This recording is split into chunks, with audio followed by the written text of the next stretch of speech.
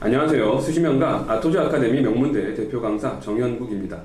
이 시간에는 천하제일 논술대회라고 별명이 붙어있는 한양대 논술에 대해서 한번 알아보도록 할 텐데요. 흔히 우스갯소리로 천하제일 논술대회라는 명칭이 붙어있기는 하지만 우리가 실질적으로 한양대에 지원해본다 라고 했을 때에는 왜 이런 명칭이 붙었나 한번 진지하게 생각해 볼 필요가 있을 것입니다. 그냥 우스갯소리, 오바 아니야 이렇게 쉽게 생각하기에는 실제 천하제일 논술대회라는 명칭이 붙을 만한 시험이라고 개인적으로는 생각하기 때문인데요. 그렇다면 한양대 논술에 있어서 왜 이런 거창한 이름이 붙어 있었을까 생각해보자면 이는 당연히 합격하기 어려운 시험이기 때문에 그렇다라고 쉽게 얘기해 볼 수 있을 것입니다.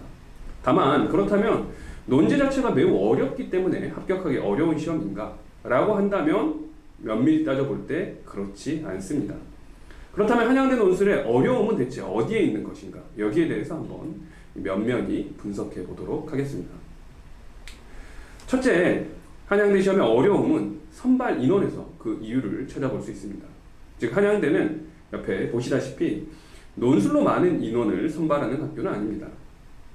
상경계열을 제외한 인문계열의 학과에서는 5명 이내의 인원만을 논술로 선발하고 있는데요.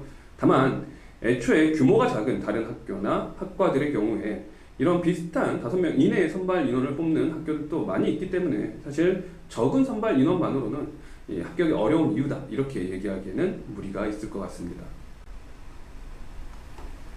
그렇다면 또다시 생각해 볼 게 한양대의 대표적 특성 중에 하나인 이 높은 경쟁률에 대해서 한번 분석해 볼 수 있을 텐데요.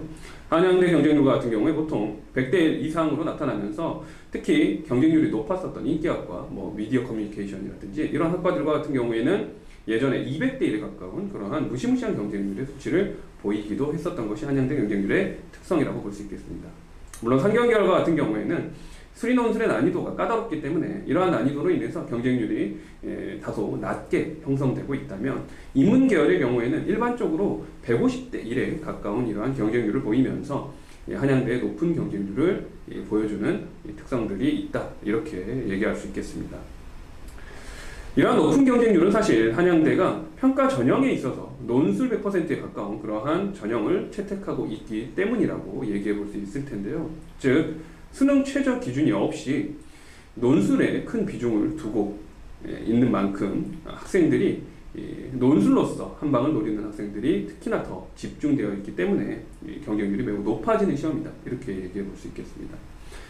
옆에서 보시는 바와 같이 역시 출결과 같은 학생부 평가만 10% 정도 반영이 되고 최저 기준도 없고 교과에 대한 내신 점수 역시 반영이 되지 않는 말 그대로 논술만으로 승부할 수 있는 그러한 시험이기 때문에 이러한 한양대의 평가 전형의 특성상 가히 천하제일 논술대회다 이렇게 불릴만한 것이다 라고 볼 수 있겠는데요. 그렇다면 이러한 앞에 경쟁률과 그리고 이 학교에서 적은 선발 인원 이러한 특성만으로 과연 합격하기 어려운 시험이다 이렇게 얘기할 수 있을까? 사실 이에 대해서 저는 좀 다른 생각을 가지고 있는데요. 그러니까 단순히 선발 인원이 적고 경쟁률이 높다라는 것은 일반적인 논술의 특성이지 이것이 한양대의 독특한 특성이다라고 규정하기는 어렵기 때문입니다. 즉 논술의 일반적인 특성이라고 한다면은 선발 인원이 적고 경쟁률이 높은 것은 다른 학교들 논술 시험을 채택한 다른 학교들에서도 여전히 보이는 그러한 특성이라면은 물론 한양대가 조금 더 이러한 특성이 강하게 나타나기는 하지만 한양대의 시험이 어렵고 천하제일 논술대회라고 불릴만 할 수 있는 것은 바로 한양대 논제의 형태 때문에 그렇다라고 얘기해 볼 수 있겠습니다. 앞에서도 잠깐 얘기했지만 한양대 문제는 그 난이도가 높아서 합격하기 어려운 시험은 결코 아닙니다. 아이러니하게도 문제가 무난하기 때문에 오히려 합격하기가 더 어려운 시험이다 이렇게 얘기해 볼 수 있을 텐데요. 처음 한양대 문제를 한번 기출문제들을 한번 살펴본 학생이라면 사실 당황할 수도 있습니다. 생각보다 할만한데 이러한 생각이 들어서죠.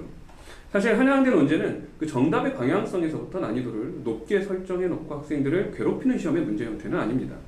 가령 예전에 연대 1번 논제에서 3자 비교 문제를 출제하였을 때 어떻게 비교해야 될지 그 주제조차 잡지 못해서 제시문에 대한 독해가 전혀 이루어지지 못했었던 그런 난이도 높은 논제의 유형은 아니라는 뜻입니다. 오히려 핵심적인 정답의 방향성을 어느 정도 제시문들을 통해서 쉽게 던져주는 그런 무난한 문제 형태가 한양대 문제입니다. 심지어 90분 동안 1200자 한문학만 작성하는 그러한 문제로 구성되어 있는데요. 보통의 논술 시험들을 생각해 본다면은 120분 시간 동안 2000자를 구성하고 그리고 세문학, 많게는 네문학까지도 물어보는 것이 보통의 일반적인 다른 학교들의 논술 시험이라고 생각했을 때 이 논제를 푸는 조건에 있어서부터 까다로운 조건을 다 배제하고 있는 것이 한양대 문제의 특성이다. 이렇게 생각해 볼 수 있겠습니다. 즉 시간이나 형식에 대한 제약들은 최대한 풀어줘 볼 테니 한번 마음껏 써봐라. 이런 문제의 형태인 것이죠. 그렇다면 경쟁률이 높은데 이런 무난한 문제, 무난한 조건들을 통해서 학생들은 대체 어떻게 변별하는 것이냐 라고 했을 때 답은 아주 간단합니다. 글을 더 잘 써야 된다는 것이죠. 즉 한양대가 천하제일 논술대회로 불리는 이유의 핵심은 바로 여기에 있다라고 볼 수 있겠습니다. 무난한 논제이기 때문에 더 정말 잘 써야 되는 시험이다. 한양대 논제는 실제 하나의 논제 안에서 3가지 정도의 요구사항을 내포하는 복합적인 논제의 형태로 출제가 되는데요. 즉 이는 논제 자체에서부터 이미 명백하게 요구하는 의도를 내포하고 있고 답안을 논리적으로 3가지의 어떤 요구사항에 대해서 긴밀하게 연결할 수 있을 만한 것을 이미 고려한 형태로 논제가 출제된다라고 볼 수 있겠습니다. 특히 몇몇 제시문에서는 시나 도표 혹은 그림이나 사진까지도 출제를 하면서 일정 부분에 있어서는 학생의 창의적인 답안까지도 이끌어내고자 하는 시험이 한양대 문제의 특성이라고 할 수 있습니다. 결국 학생 각각의 답안이 저마다 다르게 나올 수 있는 변별 포인트를 이렇게 설정하고 있다는 것이죠.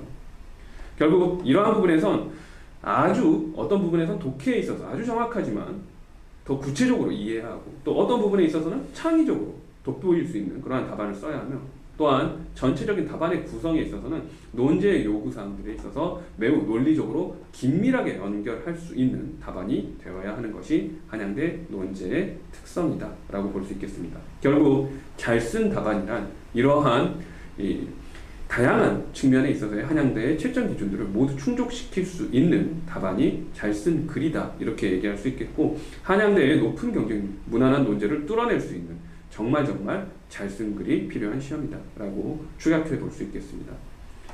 실제 이러한 무난한 논제에 대해서 매우 잘 쓴 글이 필요하다는 점은 그냥 쌤 맘대로 이렇게 규정하고 있는 것이 아니라 학교에서 발표하는 합격 점수가 이를 방증한다고 볼 수 있습니다. 즉 인문계열 논술 시험에서 보통 100점 만점 중에 95점 내외의 매우 높은 합격 평균 점수가 나타나고 있는 것입니다. 물론 이는 인문시험에 한정되어서 하는 얘기이고 상경과 같은 경우에는 평균 합격 점수가 75점 내외 그리고 예전에 정말 문제가 어려웠을 때는 50점, 60점대에서 합격 점수가 형성되었는데 이는 역시 한양대 상경계열의 문제는 난이도가 매우 높은 수리 문제로 출제가 되기 때문이다 라고 볼 수 있겠습니다. 결국 그래서 정리해보자면 한양대가 논제가 무난한 논제라고 해서 오히려 좋다 이렇게 생각할 게 아니라 오히려 무난한 논제이기 때문에 합격하기가 더더욱 어렵다. 그렇기 때문에 정말 답안을 잘 써야 하는 시험이다. 이렇게 한양대의 특성을 규정해 볼 수 있겠습니다. 말 그대로 글 잘 쓰는 학생이라면 최저 없는 조건 하에서 글로서만 한 방을 노릴 수 있는 그러한 천하제일 논술 대회라고 불리는데 충분한 시험이라고 볼 수 있는 것이죠. 다만 이는 돌려서 생각해 보자면 글에 정말 자신 있는 학생이라면은 이 천하제일 논술 대회에서 한 방을 한번 노려볼 수도 있겠지만 그게 아니라면은 보다 안정적인 학교에 지원해보는 전략이 더 좋을 수도 있겠다라는 뜻이기도 합니다. 이러한 학교들의 특성들을 잘 고려해서 자신에게 적합한 학교를 잘 선택하여 효과적으로 지원하길 바랍니다. 이상 정현국 강사였습니다. 감사합니다.